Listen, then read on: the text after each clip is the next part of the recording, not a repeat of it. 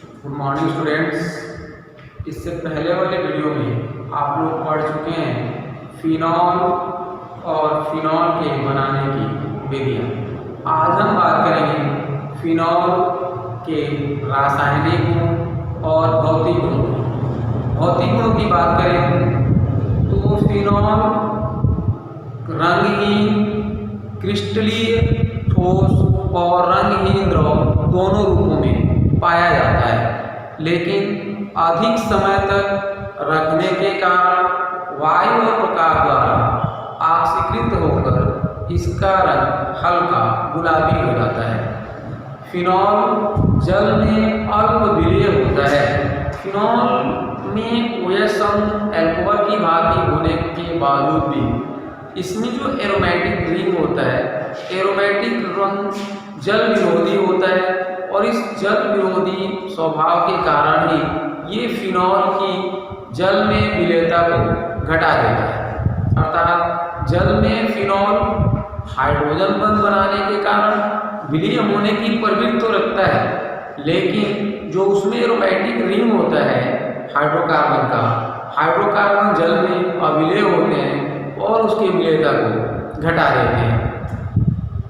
इसका जो गंध होता है एक विशेष प्रकार की फिनोलिक गंध होती है, या कह सकते हैं कि फिनॉल की गंध जो आप देखे होंगे कुछ जगहों पे जाने पर आपको एक विशेष प्रकार की कार्बोक्सिलिक गंध दिखाई देती है, महसूस होती है। तो इसकी एक विशेष कार्बोक्सिलिक या फिनोलिक गंध होती है। हम बात करेंगे इसके रासायनिक गुणों की। इसमें रासायनिक गुणों की बात करें तो फिनॉल में दो तरह की अभिक्रियाएं हैं। एक इसमें उपस्थित OH समूह की अभिक्रियाएं और दूसरा इसमें उपस्थित बेंजीन रिंग की अभिक्रियाएं। ये दो तरह की अभिक्रियाएं प्रदर्शित करेगा, एक जिसमें सिर्फ OH समूह भाग लेगा और दूसरा वह जिसमें ये बेंजीन रिंग या एरोमेटिक रिंग भाग लेगा। इस तरह से फिनॉल दो प्रकार के रासायनिक गुणों को प्रदर्शित करता है। तो सबसे पहले हम लोग आईडी डालेंगे OH समूह द्वारा प्रदर्शित अभिक्रियाएं या फिनॉल की वे अभिक्रियाएं जिसमें OH समूह भाग लेता है।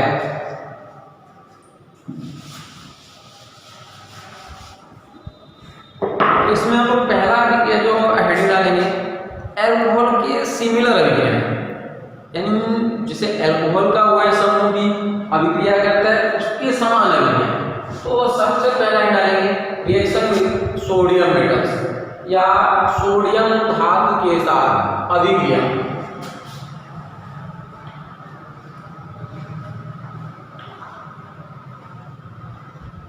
फिनॉल से फिनॉल में जब सोडियम मेटल डालते हैं तो अल्कोहल की भांति ही एक तरह से देखें तो फिनॉल अम्लीय होता है और ये क्षारीय धातु है, ये इसमें से हाइड्रोजन को रिप्लेस कर देता है, उसके स्थान पर आता है और बनता है फिनॉक्साइड।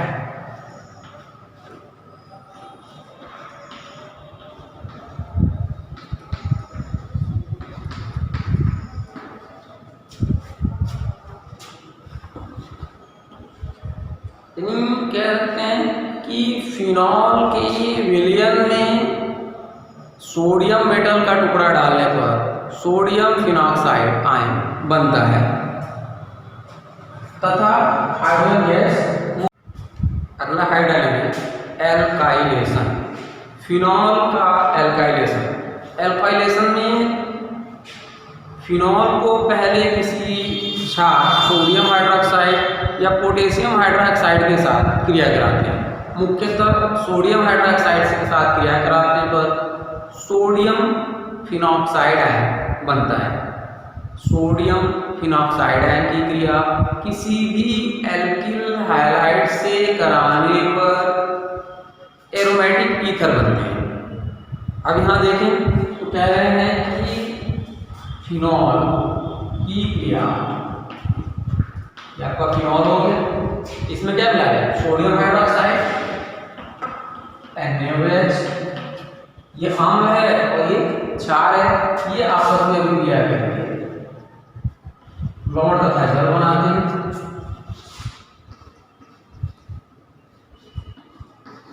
कौन सा लवण बना? सोडियम फिनॉक्साइड तथा जल। अब कहते हैं कि सोडियम फिनॉक्साइड की क्रिया किसी NaOH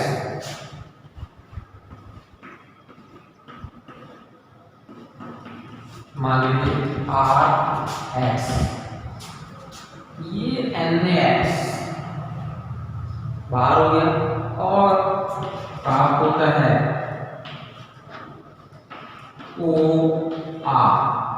R का मतलब कोई भी एल्किल समूह हो गया। एल्किल समूह के आधार पर ये एक एरोमेटिक ईथर प्राप्त होता है।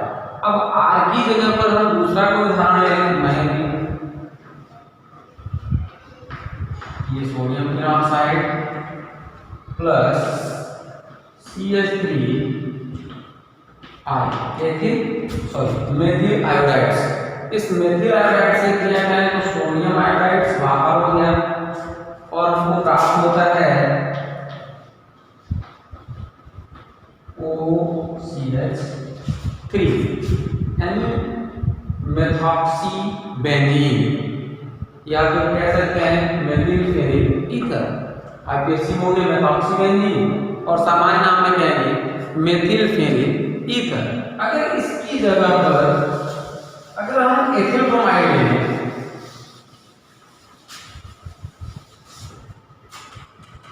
जैसे दूसरा एग्जाम्पल देखते हैं, ONA प्लस C2H5 Br, यहां से ये सोडियम ब्रोमाइड बनाई और आपको प्राप्त होगा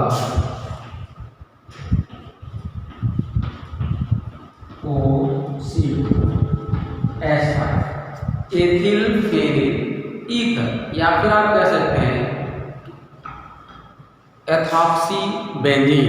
तो इस तरह से आप देख सकते हैं कि हम लोग इस प्रकार एरोमेटिक ईथर का निर्माण कर सकते हैं। अगला हेड डालेंगे एसाइलेशन या एसिलीकरण। एसिलीकरण का अर्थ होता है किसी CH3CO या RCO समूह को जोड़ना, अर्थात फिनॉल से हाइड्रोजन को रिप्लेस करके उसके स्थान पर RCO या इस तरह के समूह को जोड़ना एसिलीकरण कहलाता है। वो हेडिंग डालेंगे एसिलीकरण और इसमें लिखते हैं, भाषा लिख लेंगे कि फिनॉल की अभिक्रिया अम्ल क्लोराइड्स अम्ल एनहाइड्राइड से कराने पर इसका एसाइलेशन हो जाता है, या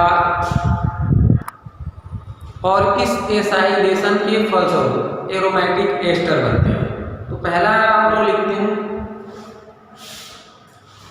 फिनॉल्स और इसकी अभिक्रिया हम लोग करा रहे हैं अम्ल क्लोराइड से CH3COCl। ये COCl का ये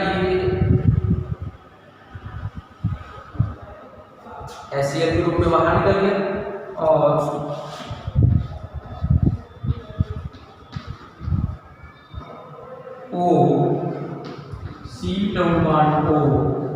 CH3 एक एरोमेटिक एस्टर बनता है, इसको बोलते हैं फेनिल एसीटेट प्लस HCl। इसकी जगह अगर हम एस्टिक एनहाइड्राइड ले रहे हैं, सपोज है CH3CO CH3CO, ये भी H लेके एक एस्टिक अम्ल बनता है।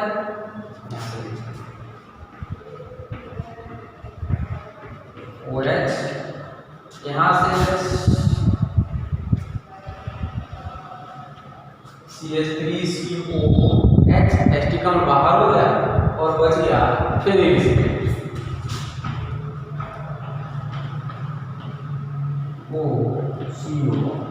CH3 plus CH3COH। इस प्रकार हम लोग एरोमेटिक एस्टर बना सकते हैं। यहाँ एक विशेष अभिक्रिया की हम बात करेंगे कि फिनॉल की अभिक्रिया बेंजाइल क्लोराइड्स से कराने पर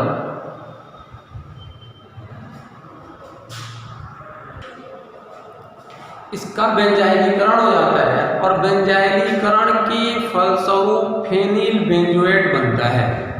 ध्यान से देखें,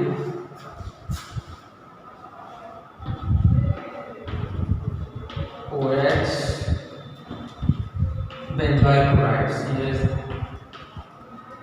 COCl, यहाँ से ये HCl निकल गया। अब इस ऑक्सीजन के माध्यम से कार्बन और कार्बन का बंध बना, ऑक्सीजन और कार्बन का बंध बना, सॉरी, NaOH की उपस्थिति में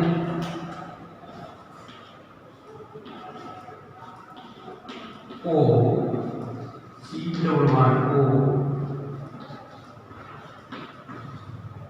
फेनिल बेंजोएट्स, या इसको इस तरह से भी लिख सकते हैं आप OC≡O।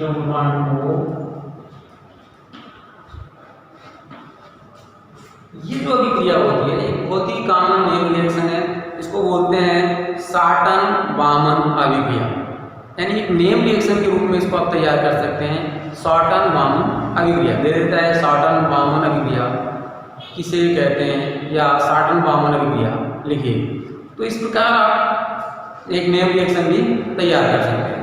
तीसरा इसमें जो प्रॉपर्टी है, इसमें एक प्रॉपर्टी लिखेंगे अमोनिया के साथ अभिक्रिया, निर्जल जिंक क्लोराइड की उपस्थिति में या किसी प्रबल निर्जलीय कारक की उपस्थिति में फिनॉल की अभिक्रिया अमोनिया से कराने पर एनिलीन प्राप्त होता है।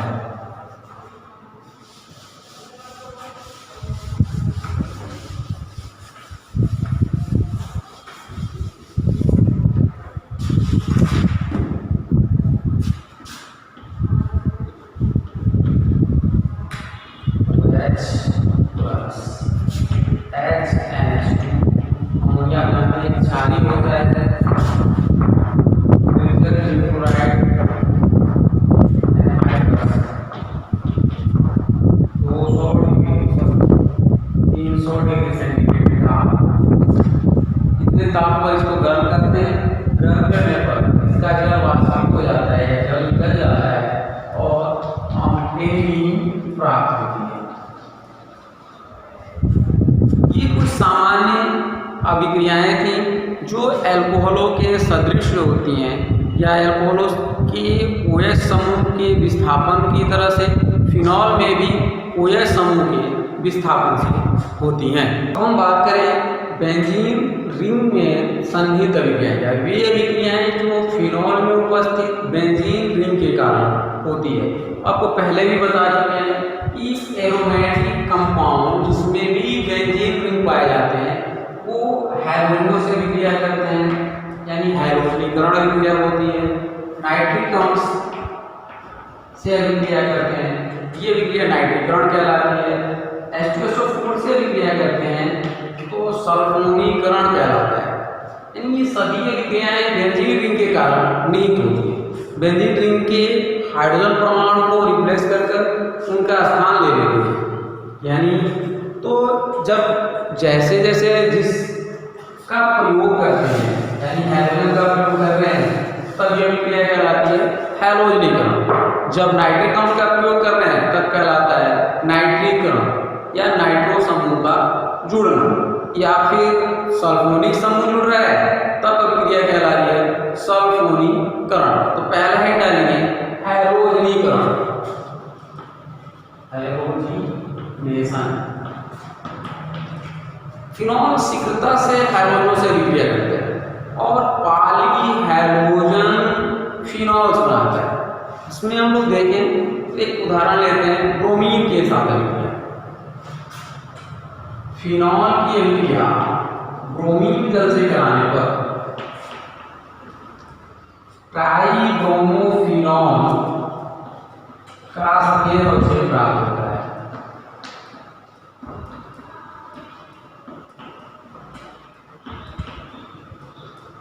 आप कह सकते हैं 2, 4, 6, यानी 2, 4, 6। पहला ये हो गया, दूसरा, तीसरा, चौथा, पांचवा, छठवा। दूसरा, चौथा 2, 4, 6 ट्राइब्रोमोफिनॉल।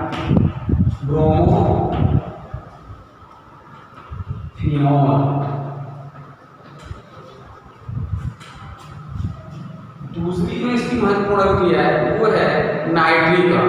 नाइट्रीकरण फिनॉल की एक बहुत ही फेमस अभिक्रिया है, क्योंकि दोनों नाइट्रिक अम्ल से फिनॉल की अभिक्रिया का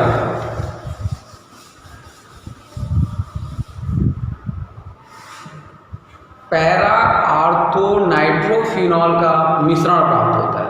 क्या कह रहे हैं कि तनु नाइट्रिक अम्ल से अगर फिनॉल की अभिक्रिया करा रहे हैं तो आर्थो पैरा नाइट्रोफिनॉल का मिश्रण प्राप्त होता है। HONO2 वैल्यूज, ये H या यहाँ से अगर ये देखें तो ये H2O या फिर यहाँ से H2 तो कह रहे हैं कि आर्थोनाइट्रोफिनॉल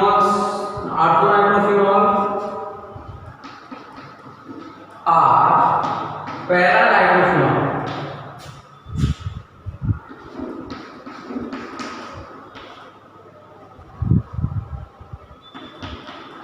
का मिश्रण प्राप्त होता है। लेकिन अगर शांत सल्फ्यूरिक अम्ल की उपस्थिति में फिनॉल की अभिक्रिया सांद्र नाइट्रिक अम्ल से कराएं तो 2,4,6 ट्राइनाइट्रोफिनॉल बनता है। 2,4,6 ट्राइनाइट्रोफिनॉल एक विस्फोटक होता है और इसको सामान्यतः पिक्रिक अम्ल के नाम से जानते हैं। क्या कहते हैं? फिनॉल की क्रिया शांत सल्फ्यूरिक अम्ल की उपस्थिति में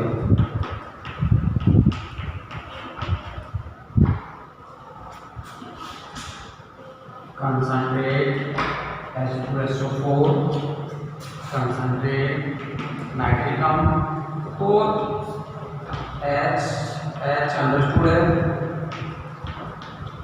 2,4,6 एक, ये दूसरा हो गया, चौथा हो गया, छठा 2,4,6 ट्राइनाइट्रोफिनॉल, यानी यहाँ 3 नाइट्रो समूह चाहिए,